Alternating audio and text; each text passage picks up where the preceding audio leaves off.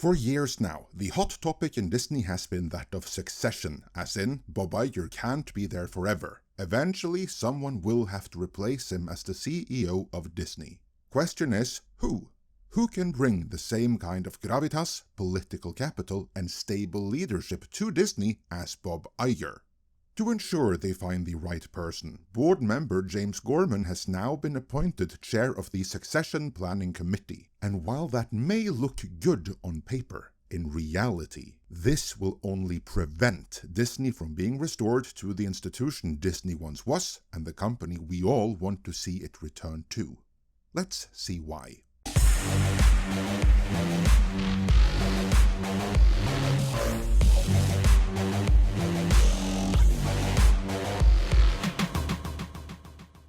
Before we get into the real problem, let's explore the official narrative. On August 21st, Deadline Hollywood published the article, Disney board member James Gorman to chair Succession Planning Committee as search to replace Bob Iger heats up, which reads, as expected, Disney's board has named director James P. Gorman to chair its Succession Planning Committee as the search for an executive to follow Bob Iger as CEO starts to heat up. Gorman joined the Disney board earlier this year after having overseen a recent succession process at Morgan Stanley, where he serves as executive chairman following several years as the financial giant's chairman and CEO. Given that background, it was pretty clear that he would be tapped at Disney to do the same. So, Gorman is the former CEO of Morgan Stanley. He is still the executive chairman of Morgan Stanley, and he ultimately appointed Morgan Stanley's new CEO. Contrary to what Deadline Hollywood would have you believe, that's bad. We'll see why soon here. But Gorman, of course, won't be the only person on this succession committee. He will be joined by other members of Disney's board as well. But as longtime viewers will recall, each and every one of Disney's board members has been hand-picked to be there by Bob Iger himself. Not a single one of them has been appointed by the shareholders. Keep that in mind as we go forward. The story continues. In addition to Gorman and Parker, directors Murray T. Parra and Calvin R. McDonald will continue to serve on the committee. All members of the committee have direct experience in CEO and senior leadership succession planning for Fortune 500 companies. I look forward to working alongside Mark and my other fellow committee members in advising the board, whom they're all members of, as we continue to press forward expeditiously with this work, said Gorman. Disney offered a bit of background on succession, which is always a hot-button issue at any company, but especially so here after Iger and the board were unsuccessful in their choice the last time around.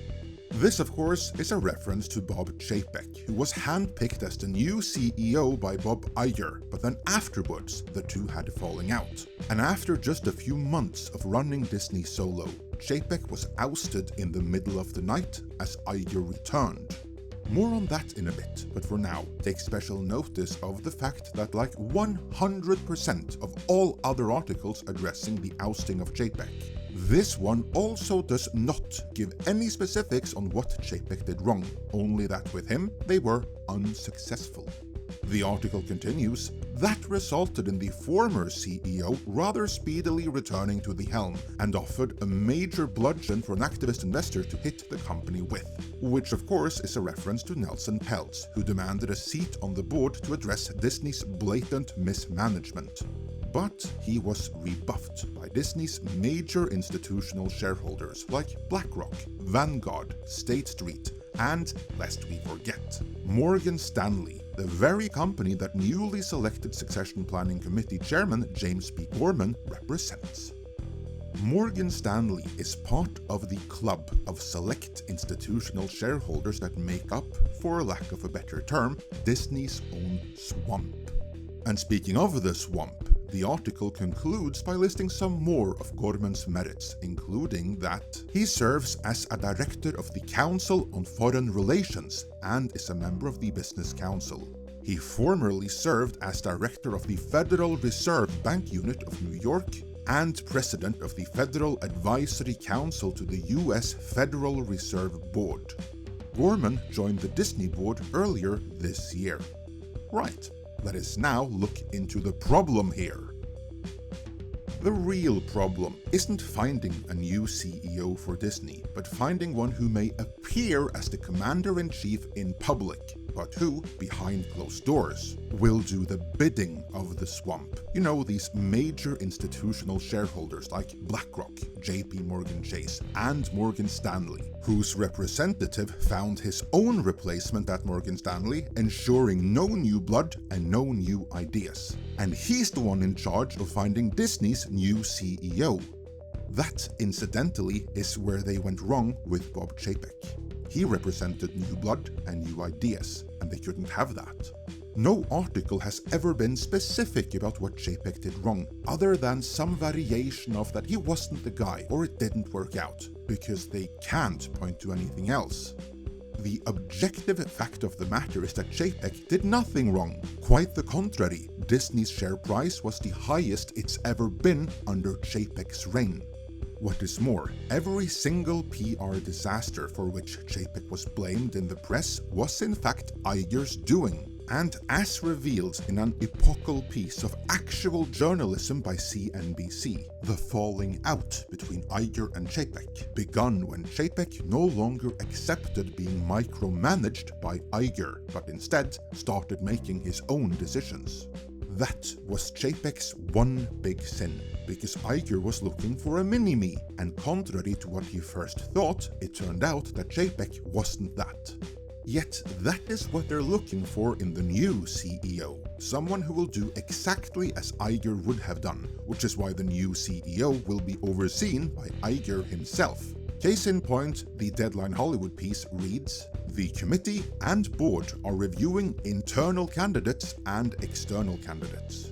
As Disney has previously noted, internal candidates are going through a preparation process that includes mentorship from Disney CEO Bob Iger, external coaching, and engagement with all board directors. That's another way of saying that they're not looking for an actual CEO with a vision of where to take the company. No, they're looking for someone who may appear that way in public, but who in reality is a puppet who knows their place, won't rock the boat, and run the company in accordance with the will of the swamp, who are the ones who have taken it upon themselves to find the new CEO. And on that note, you know who has no say in the matter though? Well, that would be any of Disney's other shareholders. That's who. Retail investors, meaning normal people with some stock investments on the side, state pension funds, and anyone else who are invested in Disney in order to make money on the Disney shares directly, are no more represented in the succession planning committee than they are on Disney's board, which is to say, they're not represented at all. I mean, this is why Nelson Peltz started his proxy fight for a board seat in the first place. Regular shareholders are not only not represented, it's worse than that. They have no idea what the hell is going on and how the company is actually being run. Because rather than holding the CEO accountable to the shareholders like a board is supposed to do, Disney's board of Iger appointees shields him from all the other shareholders that are not in the exclusive club alongside BlackRock. That's the issue here. Disney today is a company that is completely hijacked by a corporate subset of shareholders. And so it doesn't really matter who ends up being the new CEO, as the hijackers have taken every precaution to ensure it will be a stooge who will do their bidding. WDW Pro has argued that they've likely already decided on Dana Walden anyway, and it's an assessment I agree with. Like Iger, she is a politician who knows which backs to scratch. She is loyal to the party, and better yet, she's even close to Kamala.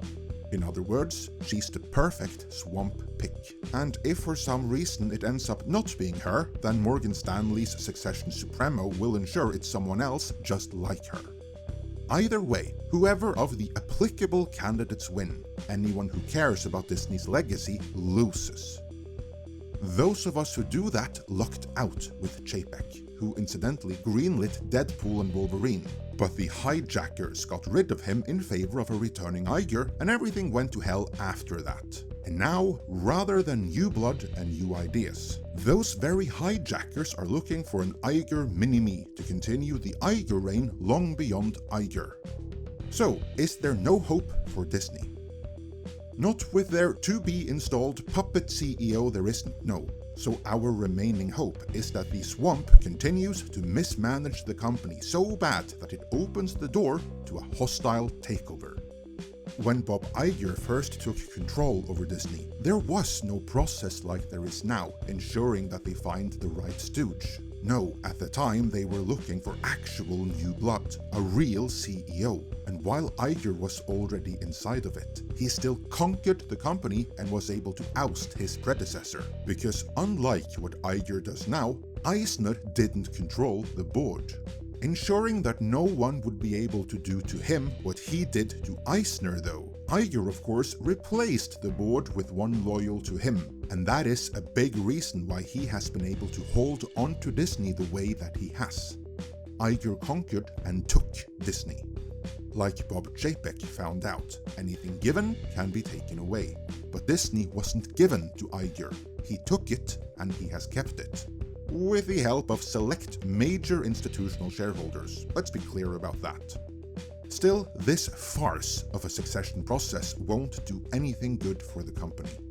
Quite the contrary, it has been designed to keep new blood and new ideas that the company so desperately needs out of proceedings. The only way Disney can truly be saved is if someone else takes it away from not just Iger, but the major institutional shareholders, the hijackers that have subverted the company for their own means as well. The only hope for Disney right now is that the company is wrestled away from its current hijackers in a hostile takeover. Let's see if the current powers that be continue their mismanagement enough to make that happen. I submit that's the only reason why Bob Iger has started to roll back the message a little bit. But is it too little, too late? Let me know your thoughts on all of this in the comments.